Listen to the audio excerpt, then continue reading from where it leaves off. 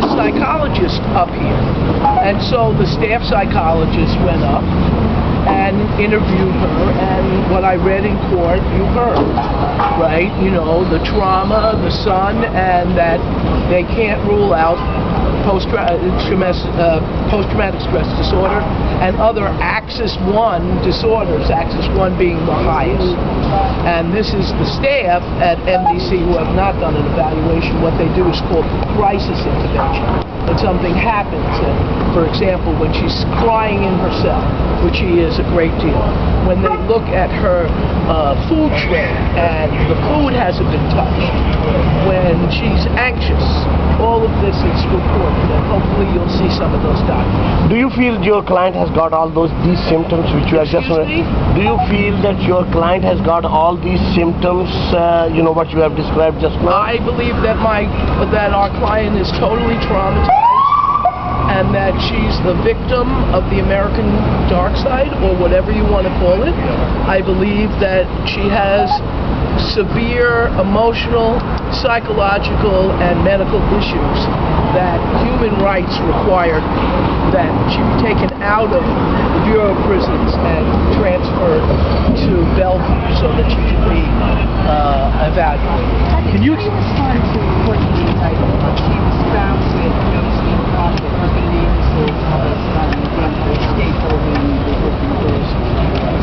Well, I'll tell you what I respond to that. If you were going to set someone up to explain why they were missing for 5 years, and if you had to respond to the Islamabad High Court that had an order out saying she had to be produced, and you wanted to create a situation, then you would plant on her everything you possibly could think of. And what they thought of was the same thing they have thought of over and over again. As I said, on April 2nd, 1969, 21 members of the Black Panther Party were accused of having some of the same stuff that she's accused of 40 years later. And what happened to that case was, it took place in that building right over there. It was the longest trial in the history of that building right over there. And the jury voted them not guilty in 56 minutes because it took them that amount of time to vote not guilty on 150 counts.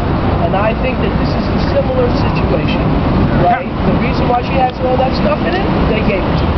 Counselor, let me just want you to be very clear on this. Are you accusing specifically the United States and the United States government of framing your client? I am accusing no one, right? I am stating what the facts are as I see it. Let me ask you this question, okay? If you walked into a room and there was a curtain across that room, and so you couldn't see what was on the other side of the curtain, I want everybody who is standing around here to say who would not have looked behind the curtain.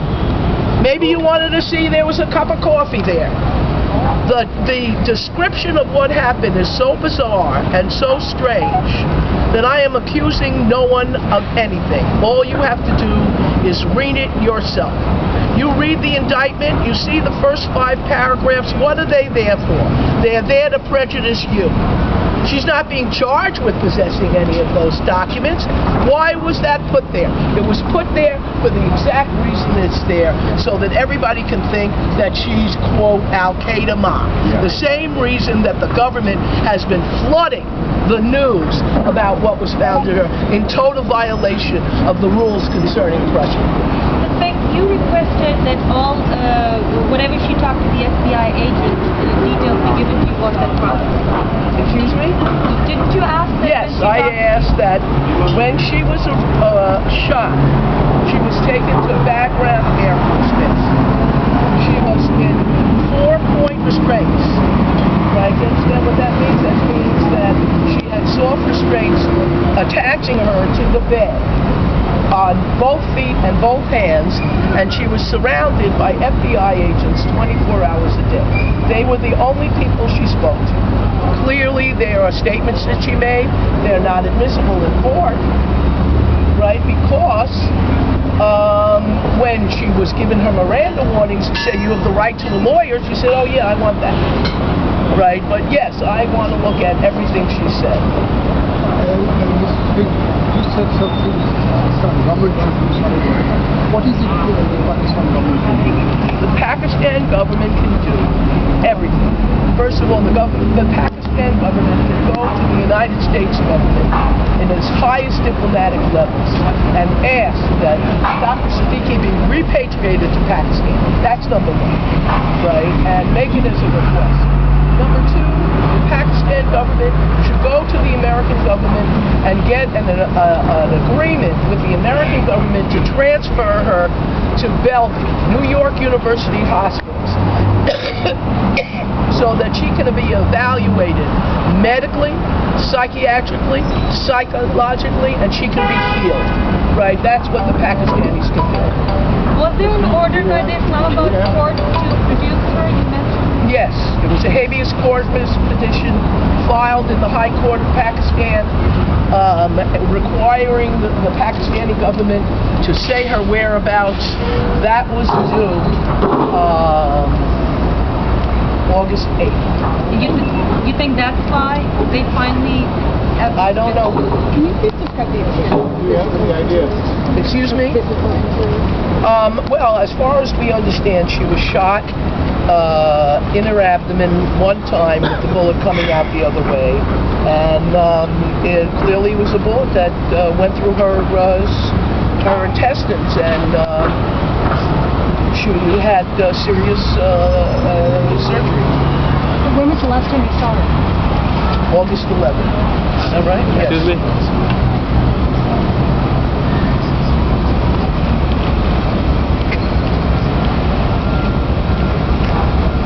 What was her disposition like when you saw her on Miss Fink? What was her disposition?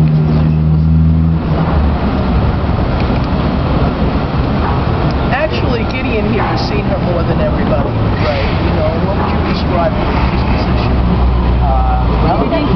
Come to the mic. Right. Disposition. Well, she's clearly been very traumatized. So, there are times where,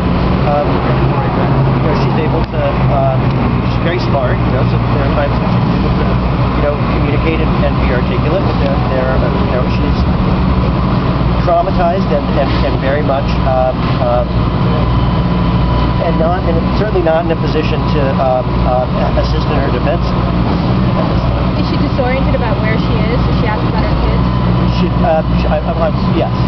Yes to both, I would say. Right, I think It's been almost a month since we've seen her, so Right. clearly we're not the best, we don't have the most accurate reporting on how she's feeling right now. I mean, we've read psychological reports that have analyzed her situation a lot more recently than our last visit. To what She has extent... not been seen by anyone since August 11th. Right? No one has seen her but prison guards. I was going to ask, In 2003, she was picked up by Pakistani Army and American intelligence.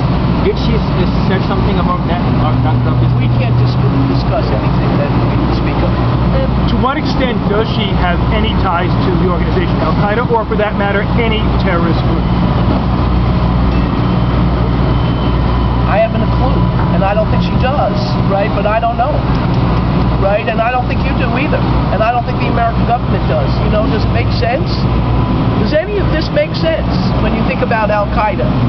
Does it make sense that someone who came here when they were 17 years old, was supposed to go to the University of Houston, then applied to MIT, graduated summa cum laude on scholarship and working, there's this whole thing about how she spent American taxpayer money?